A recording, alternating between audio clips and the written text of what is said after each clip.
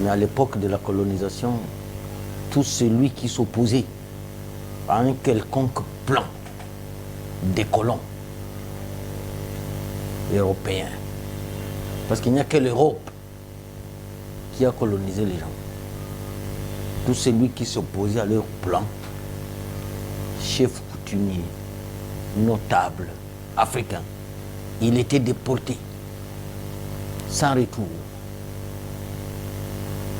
Et nous, quand on nous sanctionne, c'est parce que le monde s'est suffisamment modernisé. Ça ne devait pas être des sanctions, ça devait être une déportation. On devait me déporter dans un pays lointain où je ne reviendrai plus jamais. Et les miens ne me reverraient plus jamais. Cette sanction est due à un plan de la balkanisation de la République démocratique du Congo. Et aussi parce qu'on vous dit que je tiens des discours répétés appelant à la violence, appelant à l'extermination des Tutsis qui se sont surnommés Banyamulenge. Et j'ai demandé à l'Union européenne, parce que d'ici là, mes avocats, mon parti, vont déposer les recours à la représentation de l'Union européenne à Kinshasa. Je leur ai demandé de balancer un de mes écrits ou une de mes vidéos ou un sonore où Bitakwira lance l'appel à l'extermination de ces Tutsis-là. J'espère qu'ils en ont. Et s'ils en ont, moi j'en ai besoin d'écouter c'était à quel endroit, c'était quel jour où j'ai appelé à l'extermination des Tutsis dits Banyamulenge. J'ai des amis dans cette communauté, vraiment des amis. Nous avons grandi ensemble, nous avons étudié ensemble. Quand ils ont deuil ici à Kinshasa, je me rends au deuil. Moi-même, j'avais deuil un moment, ils sont venus me rendre visite. Ce qui nous oppose, c'est leur méthode de vouloir falsifier l'histoire de chez moi. C'est ce qui nous oppose. Ils écrivent tous les jours, chaque fois qu'il y a une opportunité. François Hollande est à Bukavu, ils doivent déposer un document. ONU, un document. Un document. Et c'est comme ça que je suis en train de répéter une légende de mon village. Il faut que j'en parle devant vous, cette légende. Que le jour où Dieu voulait créer l'homme, il a invité le lézard et la grenouille à une compétition de course. Vous savez vous-même la manière dont le lézard court et la grenouille. Alors Dieu était à plus de 200 km. Il demande au lézard et à la grenouille de venir porter le jugement sur l'homme. Est-ce que l'homme doit vivre éternellement ou l'homme doit mourir? Et on a fait le go. Le lézard court, la grenouille, à sa manière, court. Après une tournée triomphale, toujours invaincu, Pogo! Votre fin est sur le point de se faire doubler. C'est le temps pour un... Mais quand le lézard veut arriver auprès de Dieu pour donner sa version des faits, si l'homme vivra éternellement ou il mourra, le lézard se bute qu'il y a une grande rivière. La grenouille, elle, n'a même pas encore fait 5 km. Le lézard ne connaît pas nager. Le lézard ne connaît pas nager. S'il ose se jeter dans la rivière, il ira jusque dans la mer. C'est ainsi qu'ils restent au bord de la rivière. 10 jours plus tard, la grenouille arrive. Et le lézard lui dit non, je t'attendais. Bête qu'est la grenouille, le lézard la flatte pour le faire traverser. Au lieu que la grenouille qui connaît nager traverse d'abord et aille donner sa version auprès de Dieu. Parce que le lézard, sans la grenouille, le lézard n'aurait pas traversé la rivière. Mais bête que la grenouille est, elle s'est mise à transporter le lézard sur son dos en nageant. Et dès que le lézard arrive à l'autre rive, c'est fini. Il s'enfuit. 10 minutes après, il est auprès de Dieu. Et Dieu lui pose la question. Monsieur lézard, vous voulez, je vais créer l'homme. Vous voulez que l'homme vive éternellement ou vous voulez que l'homme meure? Le lézard dit, mais pas possible. L'homme sera très dangereux à notre égard. Il faut qu'il meure le plus tôt possible. Une semaine après, la grenouille aussi, bête qu'elle est, elle arrive. Et Dieu lui pose la même question. Il dit, non, non, non, vraiment, il faut que l'homme vive éternellement. Dieu lui dit, malheureusement, vous êtes arrivé en retard. Maintenant, mes frères tous là sont arrivés premiers chez l'Union européenne. Moi, je suis une grenouille. Je ne peux arriver que 10 ans plus tard. C'est tout à fait normal que leur version soit la plus attendue. C'est ça, au fait, c'est ça ma sanction. C'est d'avoir été bête. Quand vous vous opposez à un plan des Européens, vous êtes condamné à mort. Et vous n'avez même pas le droit de vous expliquer. Vous vous êtes opposé. Les Blancs veulent que le Congo devienne l'Irak, que le Congo devienne la Libye, que le Congo devienne le Sahel d'aujourd'hui. C'est le plan des Européens. C'est ça le plan. C'est ça le plan. Pas seulement. Ce n'est même pas le colonialisme. C'est une nouvelle forme d'esclavage. Pour faire taire toutes les voix qui osent s'opposer au plan. Vous savez que les criminels, entre autres, c'est Tutsi dit Banyamulenge, je vous le dis. Depuis 1996, à l'est du pays, il y a plus de 40 fausses communes. Ils ont enterré des pasteurs, des prêtres vivants dans les toilettes. Makobola, Katogota, Kasika, Mwenga, pas plus tard qu'hier, à Kishiché.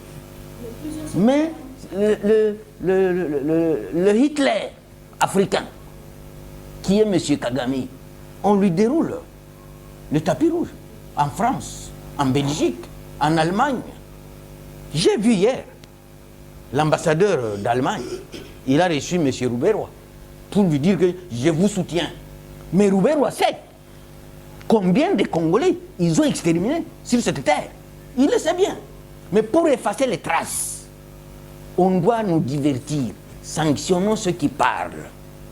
Exonérons ceux qui ont tué. Ils doivent être exonérés.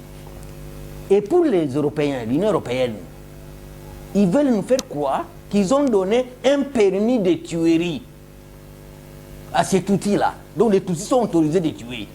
S'ils tuent, personne ne doit lever son petit doigt. Tu lèves ton petit doigt, on te sanctionne. Mais je sais aussi, et je dois être sincère, que parmi ces Tutsis aussi, il y a beaucoup de victimes. Il y a beaucoup qui ne veulent pas cette politique que leurs jeunes frères ont apporté de tuer ceux qui les ont accueillis hier. Parce qu'ils sont des anciens réfugiés. Je ne les renie pas. La nationalité congolaise, non, jamais. Mais ils savent qu'à un moment, ils voulaient exterminer tous ceux qui étaient autochtones pour qu'il n'y ait plus de traces. Le premier tué, c'était à Kidoti. À Kidoti, c'est à quelques kilomètres de chez moi, de mon village. C'est à peu près à 7 kilomètres. J'ai enseigné là-bas, tout jeune, en 82-83. Il y avait 2 prêtres, un collègue à moi du séminaire, Koko Kaegezo, l'abbé Ndogole. C'est Rouberoy savent, Nyarugabo le sait. Il le sait très bien. qu'ils ont fait transporter. Donc tu pèses 80 kilos, on te fait transporter un bagage de 200 kilos. Ces prêtres sont morts. Je cite Nyarugabo, je cite Ruberwa, il le sait bien. Je cite les prêtres, les pasteurs, Alemera, Mukwege, Aïchapé, Bell, ces jours-là, parce qu'il était le médecin directeur de cet hôpital.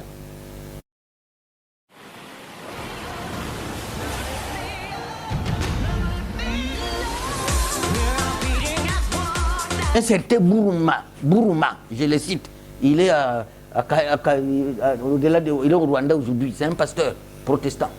Il a fait tuer ses collègues pasteurs, on les a enterrés dans les toilettes. Ses corps sont toujours dans les toilettes, c'est connu. C'est dit Banyamulenge là, ils le savent, ce que je dis est vrai. Que quand ils ont commencé l'AFDEL, pour eux, c'était exterminer tout ce qui est autochtone. Au RCD, n'en parlons pas. Je connais une femme qui a mis au monde, l'enfant est mort, les seins gonflent, on appelait les hommes adultes pour aller téter les seins de cette femme dont son enfant est mort. Est-ce que moi je peux craindre un être humain? C'est ça la question que je me pose. Parce qu'il n'a pas 4 oreilles, il en a 2 comme moi. Il n'a pas 3 bouches. Il en a une comme moi. Il n'a pas 3 nez. Il a un nez comme moi. Moi, je vais le craindre. Pourquoi? À cause de sa couleur. Et puis, vous savez aussi, à un moment, nous, on croyait que les Blancs étaient très, très intelligents. Mais petit à petit, on se rend compte qu'ils sont les plus faciles à tromper. Donc, parmi eux, il y a trop de bêtes. Parce qu'il a épousé une Rwandaise, il a épousé une Tutsi. Maintenant, lui, tout ce que les Tutsis vont lui dire, c'est ça la vérité. L'Union européenne, d'abord, mon fort, je vais rarement en Europe. J'y ai déjà été, 2 ou 3 fois. Mais il y a 14 ans, je n'ai pas été en Europe. Il y a 14 ans, je n'ai pas été en Europe. D'abord, la vie de l'Europe. La vie de l'Europe a séché, il n'y a plus de vie là-bas. La vie a changé de lieu. C'est maintenant l'Asie. Quand tu veux aller à Hong Kong, en Chine, au Japon, à Dubaï, ce n'est plus Paris. D'ailleurs, Dar es Salaam est déjà plus propre que Paris. Dar es Salaam, ici en Tanzanie, c'est plus propre que Paris. J'ai créé mon Europe dans mon village, mon cher. D'abord, pour y aller, il faut aller en avion. Moi, je n'aime pas l'avion. C'est déjà un handicap et une faveur pour moi. Non, moi, je suis un cas particulier. Un cas particulier par rapport à l'Europe, parce que quand les Rwandais ou les Tutsis ont enclenché la guerre du RCD ici à Kinshasa en 1998, Yerodia a joué le même rôle que moi, défendre la République. On lui a balancé un mandat d'arrêt international. C'est moi, Bitakwira, qui ai cassé ce mandat-là. Un certain 12 juillet 2000, à l'ambassade de Belgique. Donc, je suis l'héritier de Yerodia. Je suis l'héritier de Yerodia. Maintenant, si nous avons cassé les mandats, une petite sanction, on te dit de ne pas aller en Europe, ça va durer combien de temps? Et puis, le mandat, là, c'était pour l'éternité. Mais ici, la sanction, on dit que c'est pour une année. Donc, c'était une façon de dire, si on le sanctionne, il ne parlera plus. Mais ils m'ont ajouté 40 micros dans ma bouche. Donc le combat ici, je vais les gagner. Et moi, je te dis, aujourd'hui, pas seul, je suis avec tous les Congolais, de l'intérieur comme de l'extérieur du pays. J'ai la compassion de tous les Congolais. Parce que les Congolais savent que je n'ai jamais été rebelle. Les Congolais savent que je n'ai jamais tué un être humain. Les Congolais savent que Bitakwira n'a jamais tué un rat ou une souris. Le soutien de mon gouvernement, s'il est courageux, il m'invitera. Mais si c'est un gouvernement de peureux, je regrette. Mais seulement je sais que j'ai le soutien de tous les Congolais. Le président de la République y compris. Il ne va pas le dire dans les micros, mais il sait que la guerre que je mène, c'est une guerre noble. Et j'en suis fier. Je ne suis pas différent de Mandela face à l'apartheid en Afrique du Sud. Je ne suis pas différent de Martin Luther King face à la ségrégation raciale aux États-Unis. Je ne suis pas différent de Charles de Gaulle face à Hitler qui a envahi la France et a appelé à la résistance. Même mes amis Tutsi, Banyamulenge qui me suivent, je suis sûr que là où ils sont, ils se disent pourquoi nous sommes allés réveiller ce monsieur qui ne parlait plus. Parce que ça fait une année que je me suis tué. Et mon silence, apparemment, les gênait. Et ils m'ont dit non, non, où est parti Bitakwira, comme disaient les auditeurs de Top Congo. Bitakwira kenda wapi na mboka oyo. Bitakwira kenda wapi na mboka oyo. Ngayo yote, nazongi. Non, j'étais surpris que je sois décrété héros national en République démocratique du Congo. Je ne méritais pas ça. C'est que moi, je pensais que je menais un combat de basse échelle. Maintenant, si l'Union européenne commence à m'asseoir acquise, je te l'ai dit. Parce qu'il ne faut pas ignorer que les mêmes Blancs-là avaient décrété Nelson Mandela face à l'apartheid comme un terroriste. Il avait qualifié de terroriste. Maintenant, moi, on m'a seulement sanctionné. Je ne suis pas Sewili Ngoma, je ne suis pas Makenga, je ne suis pas Makanika, je ne suis pas Sematama, je ne suis pas Laurent Kunda, je ne suis pas Ntaganda. Je ne ressemble pas à ces gens-là. L'Union européenne est venue chercher un innocent, un saint, pour le mettre sur la liste des criminels. Mais ils doivent le regretter. Et ils vont payer cher. Parce que même certaines vérités que nous on ne disait pas, maintenant j'ai l'occasion de le dire. Et j'ai commencé une caravane. Hein. Bientôt je serai chez toi à Matadi. Les crimes qui ont été commis, dont on ne parle plus, moi j'en parle. Comment? Makobola, Katogota, Kidoti, Lemera, Kishiche, Mwenga, Kasika. On a enterré des gens vivants, monsieur. Où est le rapport mapping? Tu sais pourquoi l'Union européenne ne parle pas de rapport mapping? Parce que leurs cousins, leurs amis, leurs chéris, il n'y a que eux qui sont listés dans le rapport mapping comme criminels. Et je t'informe, c'est depuis 1996. Je vivais au Cameroun à Yaoundé. J'avais fait un article que quand la guerre a quitté l'Ouganda, tué Habyarimana et le président burundais Targamira, et ils ont quitté là-bas pour entrer en RDC, à l'époque les Zaïre. J'ai prédit que les Occidentaux veulent transformer la sous-région des Grands Lacs au Moyen-Orient, où ils vont installer un nouvel Israël qui peut tout se permettre, tuer, exterminer, massacrer. Vous amenez ça à l'ONU, on rejette. Et la RDC devrait être transformée en Palestine. Vous voyez ce qui est le territoire qu'on a occupé aujourd'hui, Rutshuru, Massissi. J'ai vu un tweet d'un sénateur américain qui dit qu'il faut maintenant que l'ONU cherche le statut à donner. C'est les Gaza. C'est ça les Gaza. Parce qu'il y a les Gaza du côté palestinien. Et l'Israël peut occuper n'importe quel espace du côté palestinien. L'Union européenne ne dira rien, les États-Unis ne diront rien. C'est ça au fait, la civilisation barbare de l'Europe. C'est ça la civilisation barbare de l'Europe. Vous n'avez pas vu Sarkozy débarquer en Libye avec l'OTAN, avec des avions, pour aller bombarder? Vous l'avez vécu, non? Mais apparemment, tu étais encore très jeune. Tu étais encore très jeune. Mais ces gens là où il y a leurs intérêts, parce que les minéraux qu'on dit on a découvert à Rutshuru, à Massissi, ce sont des minéraux plus chers même que le cobalt. Nous risquons de payer cher. Et c'est comme ça que j'invite le président de la République, j'invite son gouvernement, qui est assez muet sur cette question, que nous devons nous lever tous. J'ai même invité la société civile, j'ai invité l'opposition. Le président de la République, c'est mon partenaire, mon cher. C'est mon partenaire. Oui, quoi de plus normal, c'est mon partenaire. À un moment, effectivement, il pensait qu'il a affaire à des hommes d'État normaux, dont Kagame. Vous l'avez vu lors du vol. Il avait déjà invité les Rwandais à s'installer à Goma comme quartier général.